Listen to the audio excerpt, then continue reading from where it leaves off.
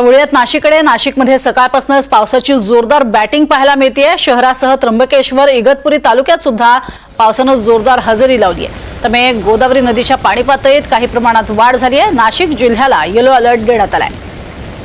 अधिक माहिती घेऊयात प्रांजल कुलकर्णी यांच्याकडून। प्रांजल, काय सध्या स्थिती आहे नाशिकमधून? प्रज्ञा, आपण जर बघितलं तर मागच्या मे महिन्यामध्ये जिथे कडाक्याचं ऊन म्हणून खरं तर मे महिन्याच ओळखला जातो, मात्र मे महिन्यामध्येच अवकाळी पावसाने जोरदार अशी हजेरी लावली होती। जवळपास 15 ते 20 दिवस पाऊस हा कोसळला होता। मात्र त्यानंतर गेल्या काही दिवसांपासून पावसाने नाशिकला पाठ ही फिरवली होती। सगळीकडे मान्सूनचं आगमन देखील झालं होतं, मात्र नाशिकमध्ये समाधानकारक पाऊस असा झालेला नव्हता आणि अखेर कालपासूनच नाशिकसह जिल्ह्यातील अनेक तालुक्यांमध्ये पावसाने हजेरी लावलीत। आज सकाळपासूनच आपण बघितलं तर नाशिक शहर, त्र्यंबकेश्वर, इगतपुरी तालुक्यात मुसळधार असा पाऊस हा कोसळतोय।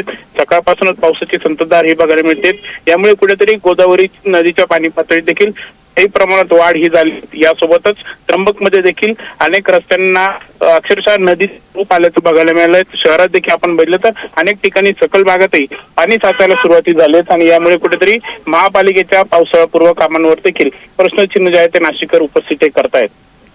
नक्कीच, तुर्तास धन्यवाद प्रांजली या संपूर्ण माहितीसाठी।